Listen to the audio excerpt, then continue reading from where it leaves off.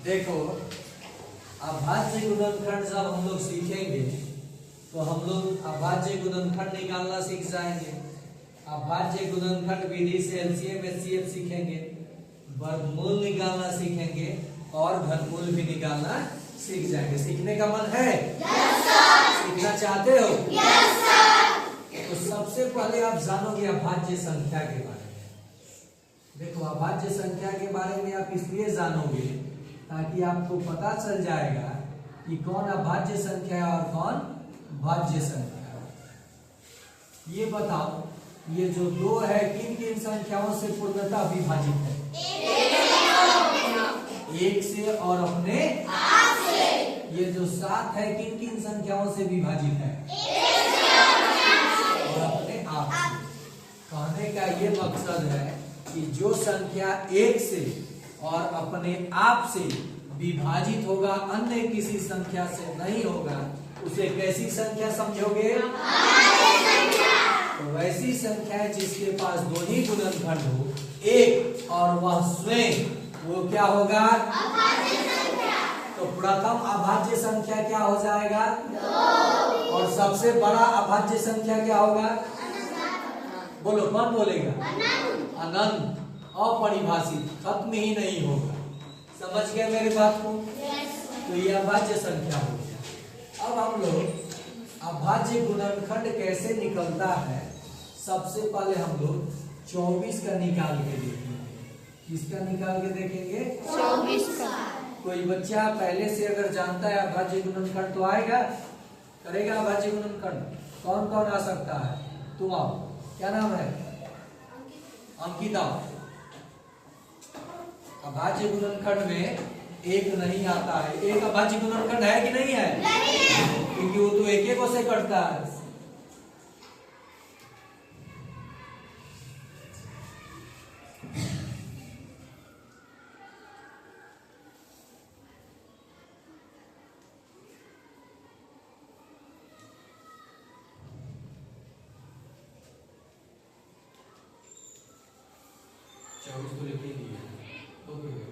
चलो, इन्होंने यहाँ 3 लाया तो छोड़ दिया। 3 कैसी संख्या है? तो प्रोसेस रोक दिया, यानी अभाज्य गुणनखंड हो गया। अब देखिए, ये सही तरीका है अभाज्य गुणनखंड निकालने का। अगर मैं कहूं कि आपको 49 का अभाज्य गुणनखंड निकालना है, तो ये 2 से कटेगा क्या? 3 से? 5 से? तो ये अभाज्य संख्या से ही चेक करना है, तो किससे कटेगा? कट गया ना? ये अभाज्य संख्या गया ना? और नहीं करना है प्रोसेस। यानी 50 को आप क्या लिख सकते हैं? 7 लिख सकते हैं। अब देखिए, मुझे निकालना है लघुत्तम। पहले क्या सीखेंगे हम लोग? 12 का, 8 का और 16 का। मुझे लघुत्तम निकालना है किस विधि से? अभाज्य गुणनखंड विधि से। तो 12 का मैंने अभाज्य गुणनखंड निकाला। किसका? यहाँ लिखता हूं, 12 का अभाज्य गुणनखंड निकाला। 2 से 6, 2 से 3। फिर यहाँ किसका निकालूंगा अभाज्य गुणनखंड?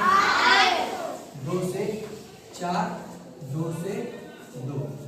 फिर किसका निकालूंगा अभाज्य गुणनखंड? 2 से 8, 2 से 4, फिर 2 से 2। लिख लिया। 12 के अभाज्य गुणनखंड को लिखूंगा। उधर जाओ, उधर जाओ, अभी वही रहो, अभी वही रहो। 2 गुना 2 गुना 3। 8 का लिखूंगा। 2 गुना 2 गुना। फिर किसका लिखूंगा? 16 का। 2 गुना 2 गुना 2 गुना 2। अब तीनों में चेक करना है कि कौन सी संख्या है जो तीनों में मौजूद है और कौन सी संख्या रह जा रही है, 2 में मौजूद है। तो देखो, ये तीनों में मौजूद है ना? yes, sir। ये भी तीनों में मौजूद है ना? yes, sir। ये 2 में मौजूद है ना? yes, sir। तो इनको एक एक बार जो बच जाएगा उनसे गुना। मतलब यहाँ देखो, इसको कई बार? तो 1 बार। इसको कई बार? 1 बार। इनको फिर 1 बार अब बच कौन गया? और कौन बचा? तो देखो 2 दूनी 4 दूनी 8 तिरिका 24 दूनी 48, यानी 12, 8, 16 का एलसीएम क्या होगा? बोलिए 48 होगा ना?